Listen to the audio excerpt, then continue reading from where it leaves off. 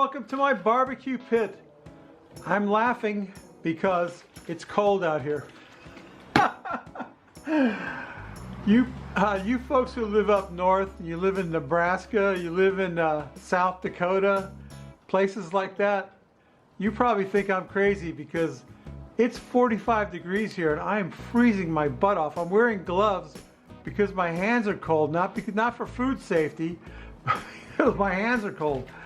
But anyway, what I want to do for you today is I've got these two beautiful prime ribeye steaks. I'm going to put them in my marination container. It's kind of a his and hers steak deal right there. Anyway, I wanted to show you this because I love this marinade. This is, and you know, a lot of people are saying, why is he marinating prime ribeyes? All you need to do is put salt and pepper on them and cook them. But I like this marinade a lot. It's called Pirate's Gold marinade, meat marinade, the original Pirate's Gold. What this is, it's a pineapple soy mixture. And it's got a great flavor. The spices in this are amazing. I should poke some holes in that meat a little bit. Get that, let that marinade penetrate the meat. Poke some holes with a knife. Yeah, there you go. And I'm not marinating for tenderness. I'm marinating for flavor. And it's kind of, I don't know. A lot of people are going to say, why is he doing that? Why is he marinating prime ribeyes? They're already tender. And because this is a pineapple soy marinade, the pineapple juice has a compound in it called bromelain. And the bromelain is going to tenderize the meat. You know, that doesn't need to be tenderized. Meat that doesn't really need to be tenderized. Anyway, I'm going to put the cover on that.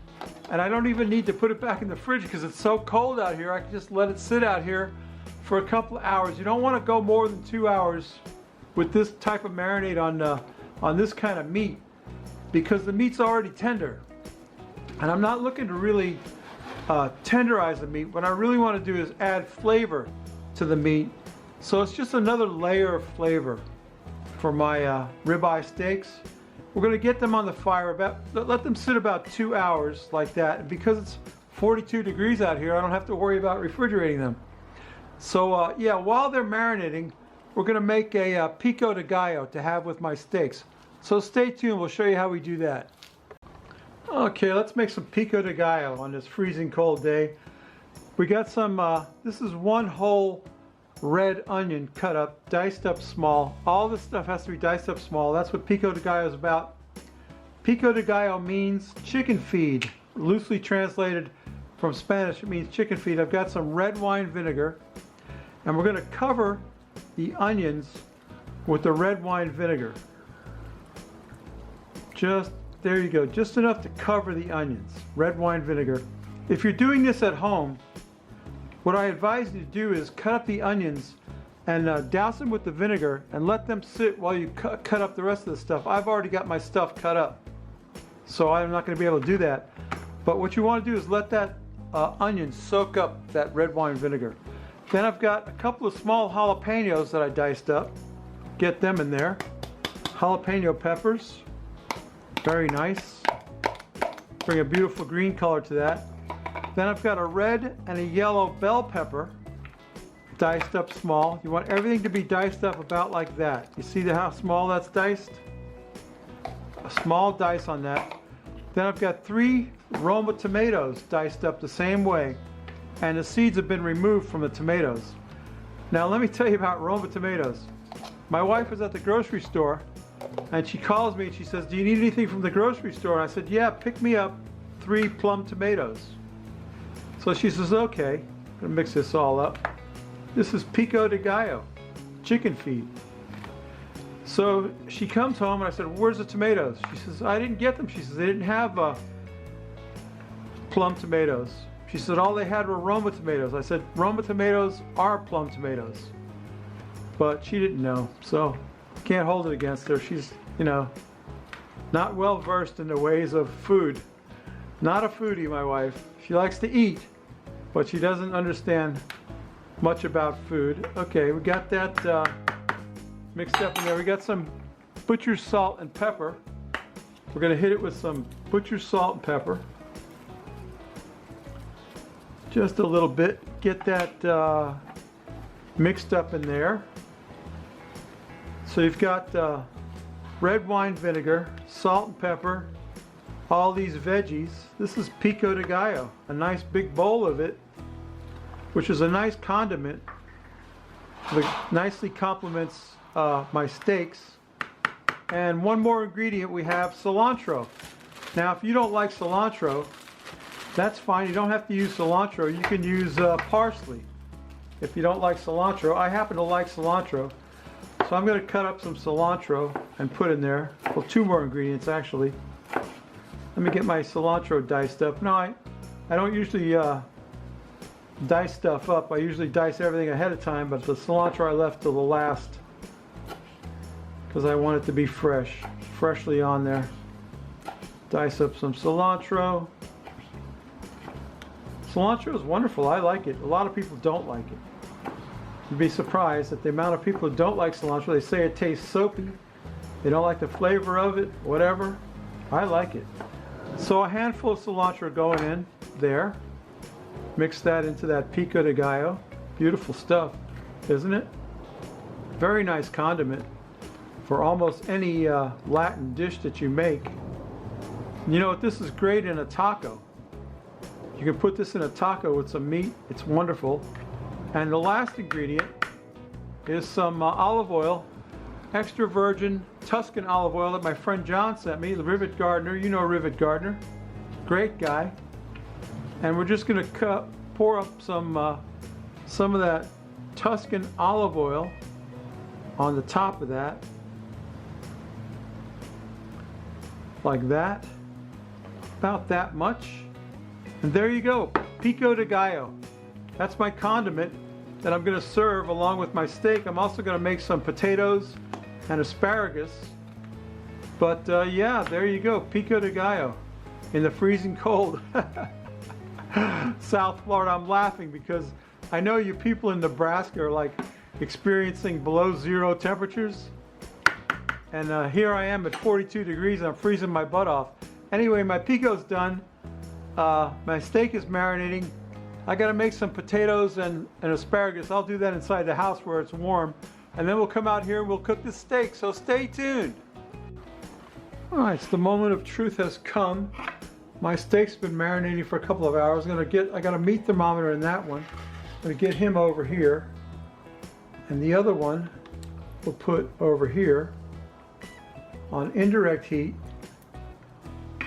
And we'll let them cook a while until they get up to 110 degrees internal, at which point we'll get the thermometer out, give them a good sear, and then it'll be time to eat and drink a beer with that Pirate's Gold marinade on those steaks, boy. It's gonna be good. Stay tuned.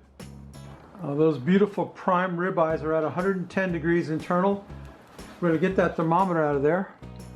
Look how tender that is. And we're going to get them on the hot fire and give them a good sear. A good searing, right? Like that. Nothing like putting a good sear on your steak. Want to see that? There you go. A little fire and smoke on your steak. Just like a real guy. Look how tender that is. It's falling apart, that marinade. Oh man.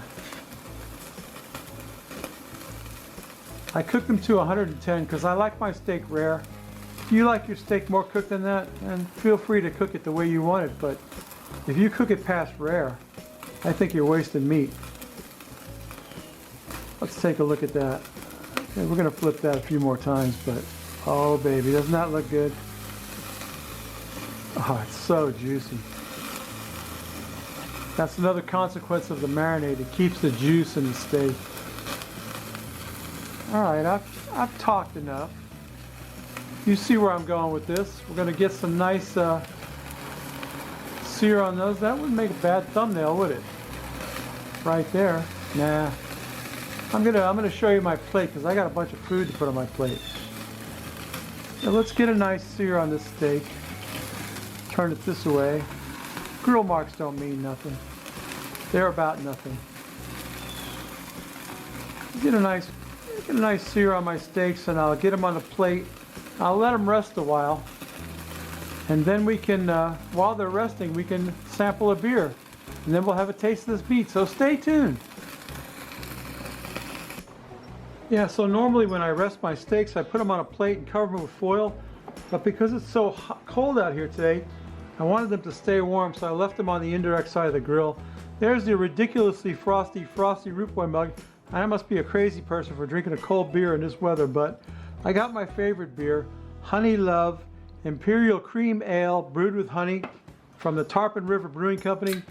One of my favorite beers of all time. It's like 7.6 alcohol.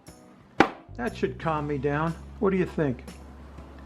So it's cold out here, yeah, but I'm still gonna drink a cold beer. You know why? Because I like beer.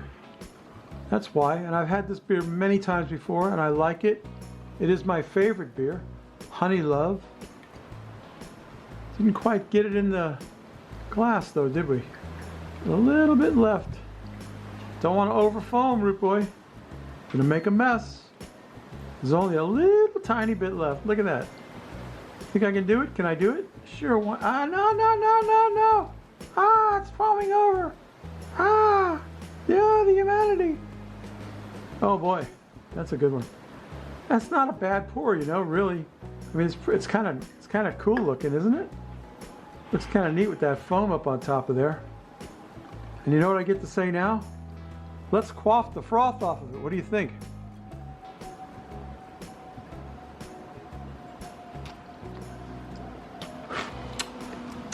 Delicious, as always. Let me fix myself a plate of food. Whoops. And we'll get a taste of this steak, and I made some other side dishes, so stay tuned. All right, I got a beautiful plate of food right here. Look at this. Look at this beautiful plate of food. I got some steak, potatoes, asparagus, pico de gallo. I can't wait to tuck into this. I got to get a piece of that meat in my mouth right away. A piece of beautifully cooked prime ribeye, marinated in Pirate's Gold. I can't wait to get this in my mouth. It melts in your mouth. Delicious. Potato. And, strangely enough, asparagus. You ever see me eat vegetables? See it today. Ah. Got my fork. Oh well, no big deal. Babies, I'm cold. It's strange to say that I'm cold because it never gets cold here, but it's cold today.